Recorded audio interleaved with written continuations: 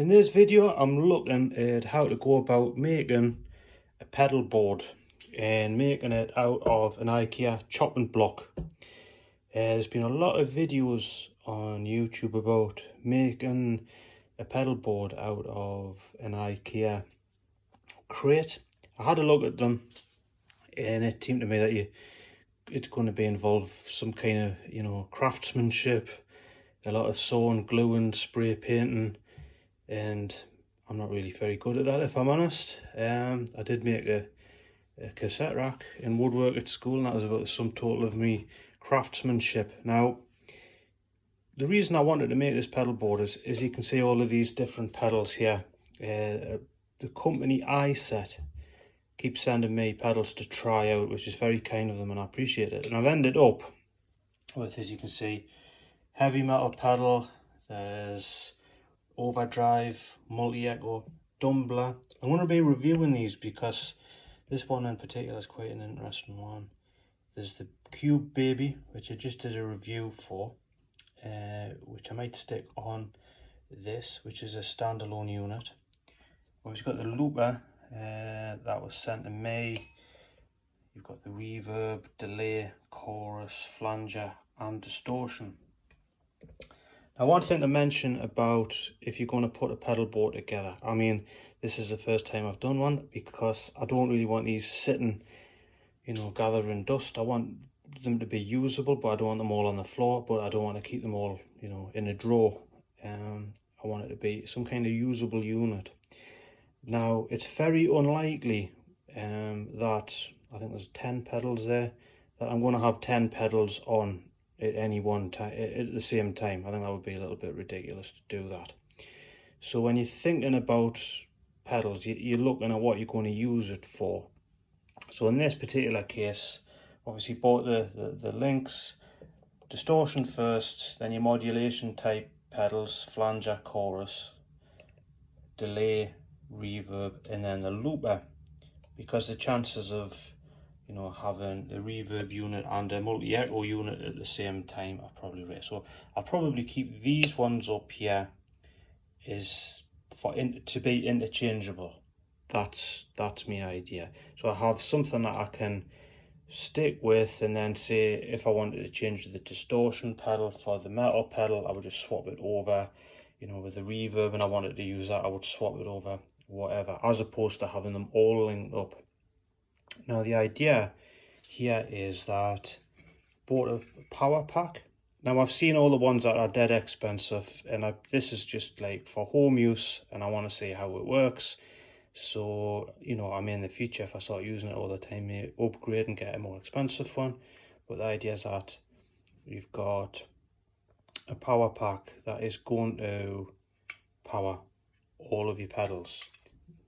So when I look at this board, and how I'm going to go about it is I'll take all of this stuff off, because I had seen an idea on eBay where somebody was selling for about 120 pound. I'll just scoop them off. Was selling for about 120 pound a beautiful piece of wood which had been done up for putting pedals on, and it seemed a lot of money. I thought I could do something like that myself. So looking at IKEA, £11 for this solid chopping board, which even has the hole in, which might come in useful. I put handles on the side, because for obviously picking the thing up, but also for the fact I thought it looked quite nice. I was sent this from a friend, which is the Brian metal pin, and I'm thinking just for decoration, not that it's important, but I might put that in the side there, and it'll look quite nice. Now, when it comes, you want it on a tilt. So what I did was, very simply, you put your felt feet at the front, and I put these on at the back. I had all sorts of different ideas. I have rubber ones. This seemed to be the best idea, so you didn't have to cut anything. And my wife came up with the brilliant idea of, with a hot glue gun, just melting the glue, and it's soft. It could be better than that. And at a later date, I might put some feet on so that it doesn't scratch anything. But that's essentially the board. And my idea is that if I put the power pack probably underneath there like that, it'll be out of the way. I have the Velcro, so you put your Velcro and then one to the bottom of the pedal, and then obviously it'll stick down and it'll not come off. Now I've seen where they have big long strips. I don't want that because I want to keep it looking like wood, so I'll probably chop a little bit off, say on a pedal like that, fill the middle, put a little bit, and then be able to put it on and it'll stay in place. So with my original idea, I'm trying to do this with one hand, which isn't very clever. I find me spacing of pedals, obviously that's a bit skew with at the minute. You have the power pack, you have your leads, have I got a spare one, which will come from the power pack like such. And my idea is that above each one of these I'll drill a hole so that it can loop through and it'll look quite neat. So I'm going to leave that there for there and then come back when I've done it. I'm not going to go through the whole process of drilling on camera because I know what will happen. I'll probably end up having an accident or messing it up because I am quite nervous doing this. But let's see how it goes. So here it is, completed. If you notice, I drilled the holes there so that I could link from the DC adapter in. And I managed to drill them. It could be straighter, that one's a bit out, but I managed to do it without drilling a hole through the kitchen bench, so my wife's quite pleased with us. And I could have probably spaced them a little bit better. I put the Brian May red special pin on, which I quite liked. But these are all Velcroed down.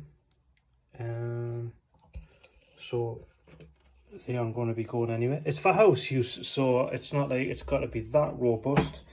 The Cube Baby standalone, that's pinned down with the Velcro. I decided just to go with 5. You see that's linked through.